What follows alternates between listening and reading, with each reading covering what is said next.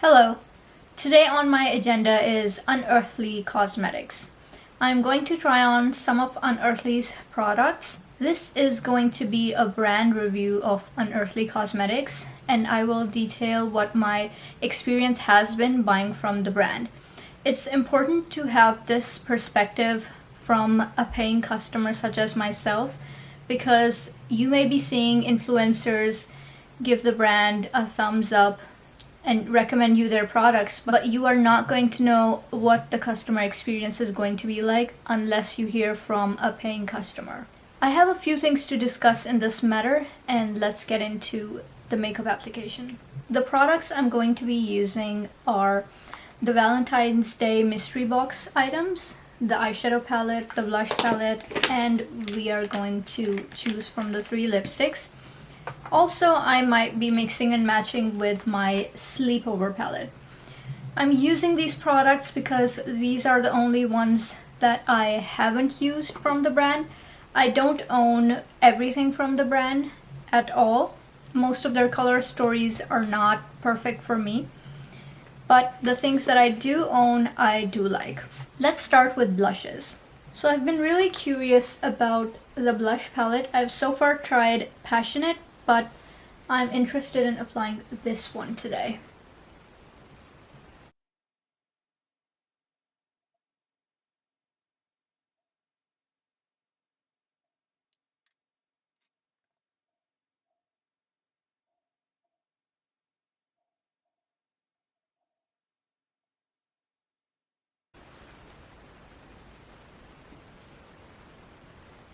Definitely a lovely glowy blush. I like that. Let's move on to the eyeshadows. I have my eyelids primed. I know why I didn't use this eyeshadow palette. I was kind of disappointed with the color story. With Unearthly Cosmetics, I was expecting really bright, bold colors, but this is kind of neutral leaning, which I wasn't expecting, but I don't necessarily dislike it. I actually do like it. But I'm also going to be using the Sleepover palette because I love this color story. This is gorgeous. So let's combine the two.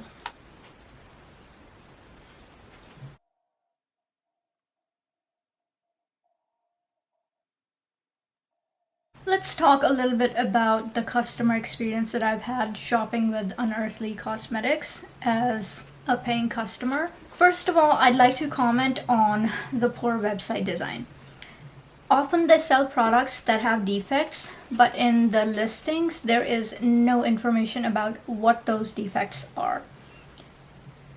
There is one company that does this well, and I think that's Sugar Drizzle. They have a lot of information about exactly what is wrong with the product that is defective, so you know what you're buying. And that is exactly how it should be. And the discount on their products is quite deep, whereas I've seen that Unearthly Cosmetics does not do that deep of a discount for their defective products. In addition to this, one thing that irks me a little bit is that swatch pictures are the main title pictures when you go to individual product listings. The product picture should be the main listing, but that's just a small thing that I have. So in terms of website design, I think they should add more information to product listings because they are definitely lagging behind in that respect. Going in with this shade from the Sleepover palette. Another thing that I don't like about how Unearthly Cosmetics communicates with customers is the fact that they communicate vital information through Instagram, like product restocks. I think product restocks should not be done through Instagram, especially the person who's managing the brand comes on Instagram stories and says that I've added some palettes to my website. Now what happens is, if someone's there checking Instagram at that particular moment, they can go and grab that palette. But if they're not online and they come online after a few hours, that product is probably already gone. This has happened many times, and this is not the way most companies, most even indie brands, are not doing it this way. And this is particularly irksome for people who have been waiting for a certain product for a long time, and suddenly you see that it's in the brand stories and it's gone again. It's not good. It's just not something that should be happening. I've actually communicated this to the brand, but I don't think any changes have been made as of yet. Restocks should be communicated through a company newsletter that goes out to customers via email, not through social media. You can also do a social media post, but you should always tell the time and date of the restock in advance, no matter how many palettes there are, even if it's not an official restock. That's just how professional businesses do their restocks, in my opinion. Going in with this color right here.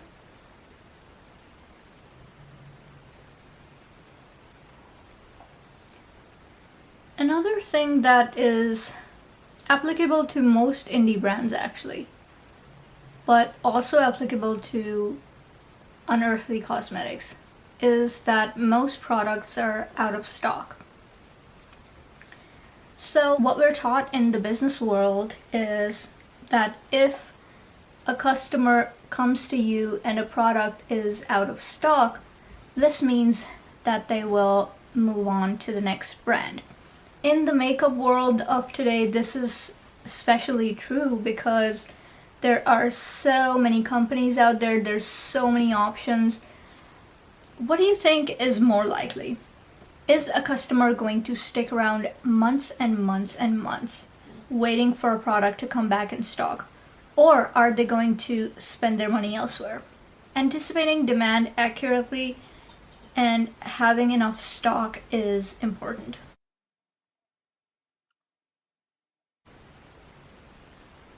Going in with this plum shade. So Unearthly Cosmetics recently came out with their Don't Be Jelly palette. I'll pop up a picture here.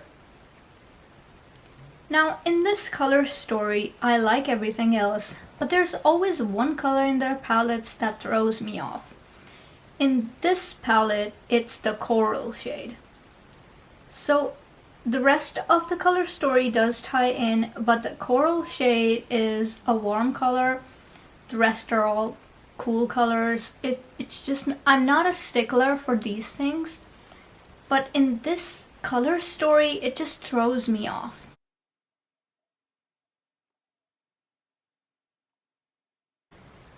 Some color stories are quite linear, which I don't necessarily prefer.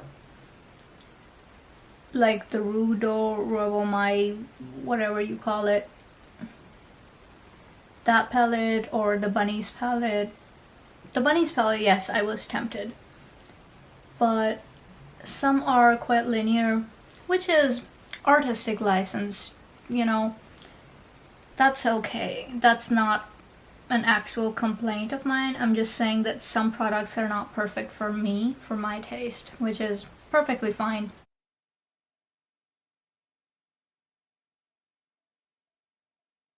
Leather and Lace palette that so many people seem to love, that's also quite a linear color story, which I don't prefer. Then there is In the Dark palette that has like a khaki green color, which I feel like kind of put me off that palette. If it were some other color, maybe I would have preferred it. That's just personal preference. I was tempted by Don't Be Jelly palette for a while there, but the price point deterred me. I am not in the market for something like that, especially when the only shades that really interested me were just the multi-chromes.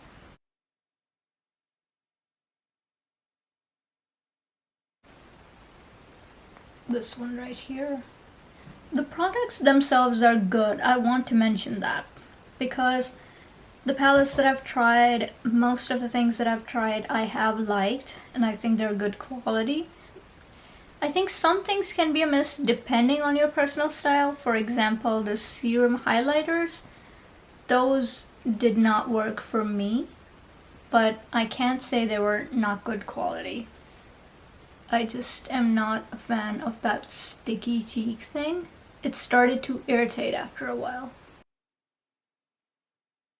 Another thing that I didn't personally like was the fact that they switched to smaller pans for their eyeshadow palettes.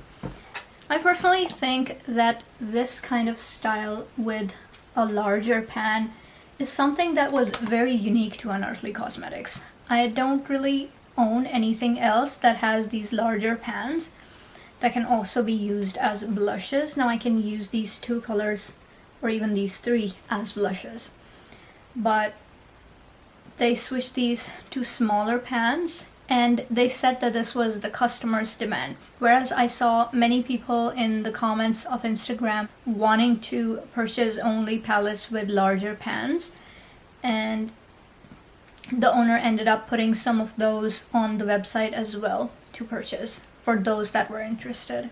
Some people thought that the smaller pans might come with a price reduction, but that was not the case. What happened was they introduced these large boxes that every palette comes in. Now, the thing is, with a collection you can put all of your pieces in that box, but when every eyeshadow palette comes in that big box, you're just throwing away the box with that pretty artwork, and it doesn't feel good. Like, it's just more waste, and I'd rather it just come in that, outer carton. Like, I feel like that part doesn't add any value, but that's my opinion. Maybe some people feel differently. Influencers have been saying you can put other things in that box, but realistically, personally, I wouldn't put anything in there. I would have to get rid of it, and I will feel bad doing so. This is so pretty. I love this. That is gorgeous. I want to put more shimmers on. I want to do this one. This seems like a nice multi-chrome. Ooh. It looks kind of brown in the pan, but it's, wow, shifting to like a reddish pink on the eyes. Beautiful. This may be one of my favorite looks that I've done in a while.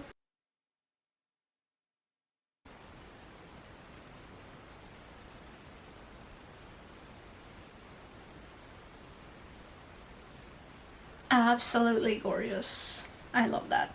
I kind of want to put more on. Let's do a colored inner corner highlight.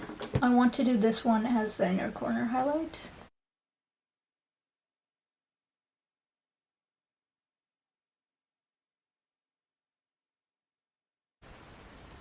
I really like it. So the eyes are essentially done. Let's put on one of the lip colors.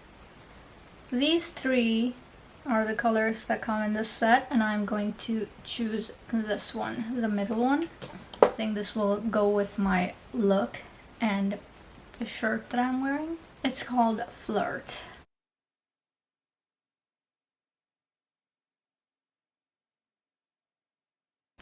Ooh, I didn't expect it to be this dark, but I like it.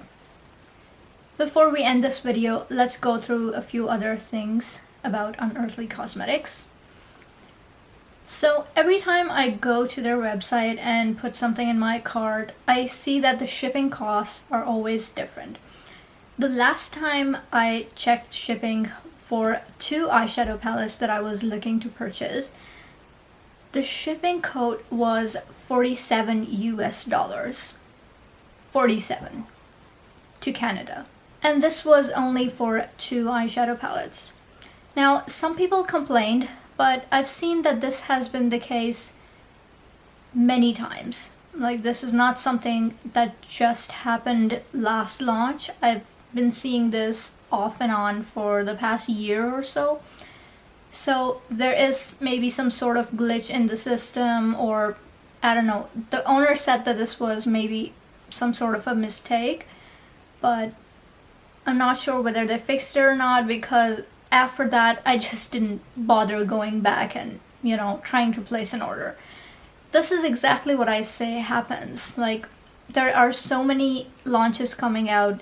If there is this kind of a snag in the process, the customer will just go on to the next indie brand. There's so many brands, there's so many options. Like, these are things to make sure you get right the first time, in my opinion. That's how cutthroat the business world is. Another thing that happens when you shop with many indie brands is, so there's often a customs and duties charge.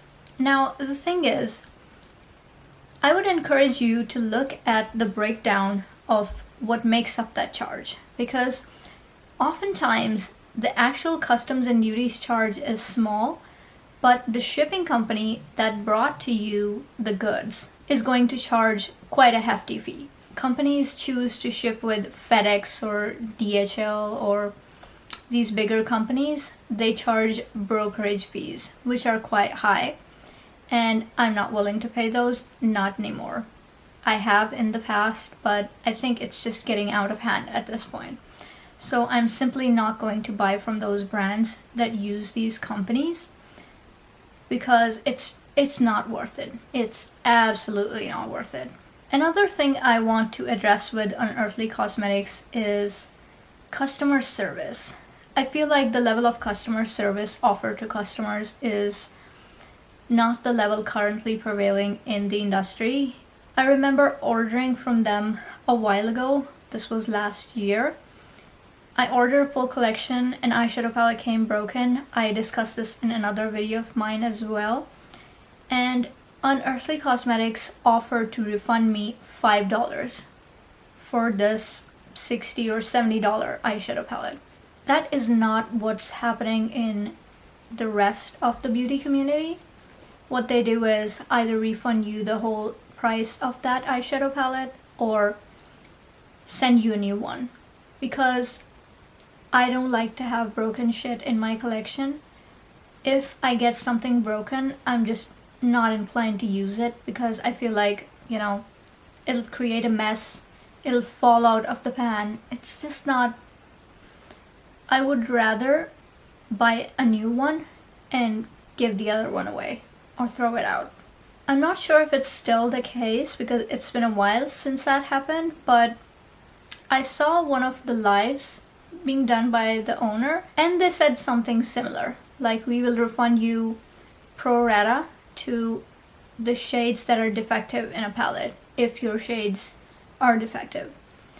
So I feel like the level of customer service and the courtesy to customers is not the same level as other brands in the industry, and that can be problematic. Unearthly Cosmetics is a very popular brand.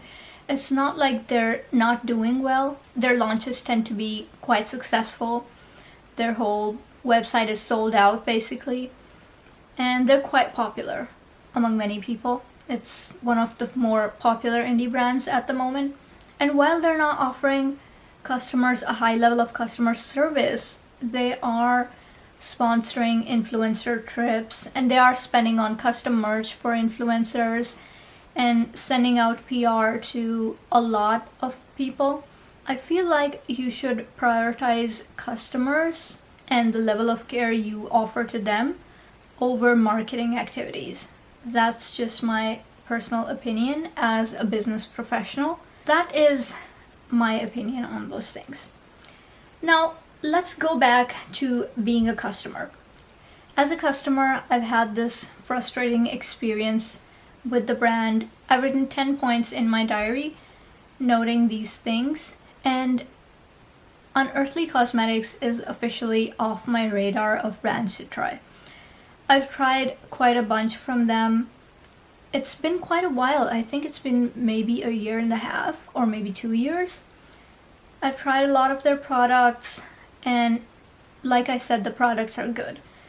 But I've had so many frustrating shopping experiences recently as a paying customer with many indie brands that I've decided to cut down on my purchases from brands that just don't meet a higher standard. There are certain brands that I will discuss in my next video that do not have any of these problems, or don't have most of these problems that I listed. And why shouldn't I just, stick with those brands and keep an eye out for their launches, because those are also good.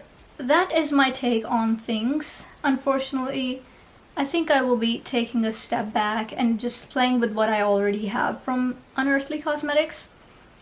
And I hope that in the future they can make their products more accessible customer experience wise. I hope in the future some of these issues are rectified, and if they are, I might consider buying from them again, but at this point it's a bit unlikely. That is all for my brand review of Unearthly Cosmetics. I will also be doing holistic brand reviews of other brands as well that are on my radar, and I will be deciding whether or not I will keep buying from them or not. Stick around if you want to see those, and subscribe. They will be coming soon. That is it for now, and I will see you in my next video. Bye now.